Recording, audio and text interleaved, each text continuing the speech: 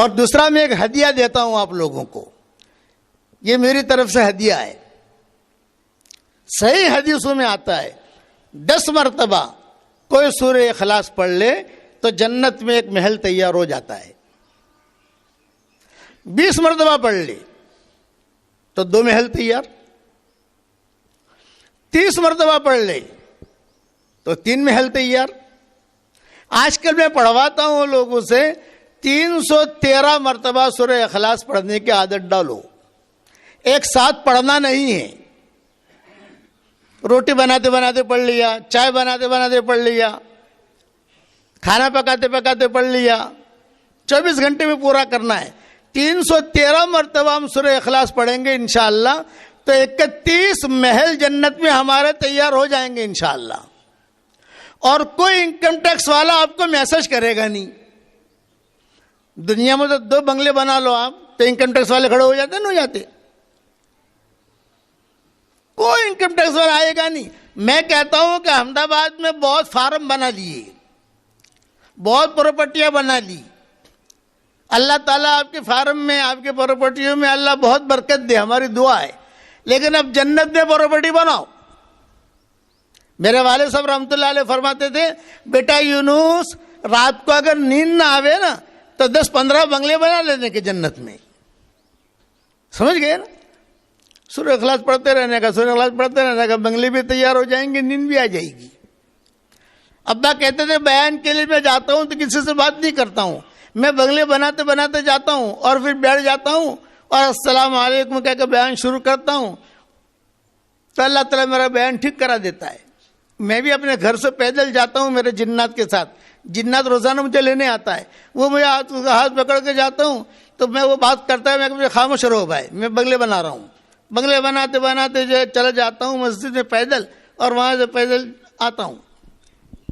تو میں آپ سے یہ درخواست کرتا ہوں 313 مرتبہ سورہ اخلاص پڑھنے کی عادت ڈالو، 313 مرتبہ درود شریف پڑھنے کی عادت ڈالو، 313 مرتبہ استغفار کی عادت ڈالو۔ مختصر استغفار پڑھ لو، اللہم اغفر لی، اللہم اغفر لی، 10 منٹ میں ہو جائے گا۔ درود شریف بھی مختصر پڑھ لو، صلی اللہ علیہ وسلم، صلی اللہ علیہ وسلم، اس میں درود بھی ہے، اس میں سلام بھی ہے۔ ان اللہ و ملائکتہ یصلون علی النبی یا ایھا الذین آمنوا صلوا علیہ وسلموا تسلیما۔ تو صرف درود نہیں پڑھنا، سلام بھی ہے اس کے اندر، تو یہ پڑھو صلی اللہ علیہ وسلم، یا رب صلی وسلم دائما ابدا، تو درود بھی ہوگا سلام بھی ہوگا۔ تو فائدہ کیا ہوگا بتاؤں؟ 313 مرتبہ اگر سورہ اخلاص پڑھنے کی عادت ڈال دی اور 313 مرتبہ درود شریف پڑھنے کی عادت ڈال دی اور 313 مرتبہ استغفار پڑھنے کی عادت ڈال دی، انشاءاللہ قیامت تک کی آپ کی آنے والی نسلوں میں کوئی بے دین نہیں رہے گا انشاءاللہ، اور کوئی بھکاری بھی نہیں رہے گا، دعا بھی اللہ قبول کرے گا۔ اس پر مختصر قصہ سنا دیتا ہوں۔ یہ صلاح الدین ایوبی جو تھے نا، صلاح الدین ایوبی، ان کے والد شادی نہیں کرتے تھے، پانی دینا، ان کے والد جو شادی نہیں کرتے تھے، وہ کہتے تھے مجھے شادی نہیں کرنی۔ تو خاندانی لوگ تھے، رئیس لوگ تھے، تو پوچھتے تھے ان کے خاندان والے پہ شادی کیوں نہیں کرنی؟ جو کہ نہیں کرنی شادی مجھے، بھائی اتنا مال ہے تو مال کہاں جائے گا، تو کیسے زندگی گزارے گا، تیری نسل کیسے چلے گی؟ صلاح الدین ایوبی کے والد سے لوگ کہتے تھے مجھے شادی نہیں کرنی۔ جب گھر والے، لڑکے لڑکیاں بہنیں یہ سب وہ کہتے کہ بھی شادی کرو شادی کرو، انہوں نے کہا مجھے اسی لڑکی سے شادی کرنی ہے جو میرا ہاتھ پکڑ کر مجھے جنت میں لے جائے۔ تو ان کے خاندان والے کہتے تھے وہ تو تجھے جنت میں ملے گی، یہاں تو ملنے کی نہیں، یہاں تو اڑی ٹڑی ملے گی۔ بیوی تو اڑی ٹڑی ہی اچھی لگتی ہے، بیوی جو ہے وہ ایڑی ٹیڑی ہی اچھی لگتی ہے، وہ ٹیڑی ہوتی ہے، اسی لیے اس کو جو ہے ٹیڑی پسلی سے پیدا کیا اور دل کے قریب رکھا کہ بیوی کا مقام دل کے قریب ہے، عزت دو۔ تو ان کے والد کہتے تھے مجھے شادی کرنی ہی نہیں ہے، مالدار آدمی تھے صلاح الدین ایوبی کے والد۔ تو روزانہ عصر کی نماز کے بعد یہ اپنے پیر کے پاس چلے جاتے تھے. ان کے پیر تھے, ان کے پاس چلے جاتے تھے فروٹ لے کر, یہ لے کر, اور پیر کی خدمت کرتے, ان کے پاؤں بھی دباتے, ان کا اکرام کرتے, کھانا کھلاتے. بوڑھے آدمی تھے. ایک مرتبہ یہ صلاح الدین ایوبی کے والد اور پیر بیٹھے ہوئے تھے, اور ایک غریب لڑکی بیچاری آئی محلے کی, بہت غریب, خستہ حال تھی, قبول صورت. کسی کو بدصورت ہم نہیں کہہ سکتے, یہ ہماری شریعت کا مسئلہ یاد رکھنا. ارے وہ کالی چھین ہے, وہ بدصورت چھین ہے, یہ نہیں. کسی کو بدصورت کہنا ہماری شریعت میں جائز نہیں. کیوں؟ کہ اللہ نے پیدا کیا ہے, اور اللہ کہہ رہے ہیں هو الذی خلقکم وصورکم فاحسن صورکم.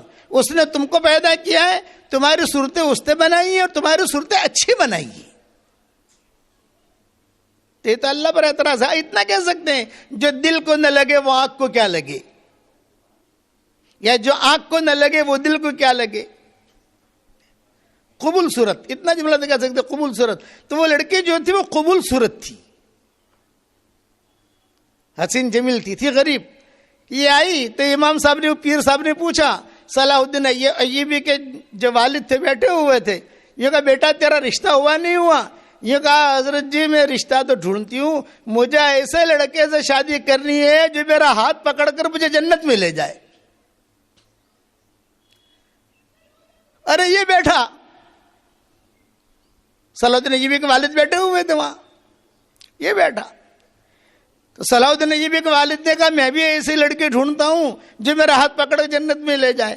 اور لڑکی نے بھی کہا میں بھی ایسا لڑکا ڈھونڈتی ہوں جو میرا ہاتھ پکڑ کے مجھے جنت میں لے جائے. تو پیر صاحب نے وہی نکاح کرا دیا ان دونوں کا. صلاح الدین ایوبی پیدا ہوئے, صلاح الدین ایوبی جو پیدا ہوئے ہیں وہ پیدا ہوئے.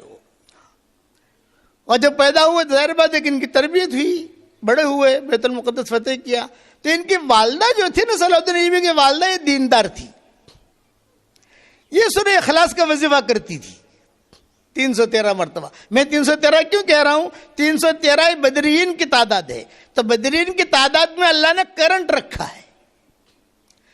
ہم اور کچھ تو نہیں کر سکتے, لیکن ہم دعا تو مانگ سکتے, نہیں مانگ سکتے. اس کے بعد دعائیں قبول ہوتی ہیں. پوری امت کے لیے دعا کرو.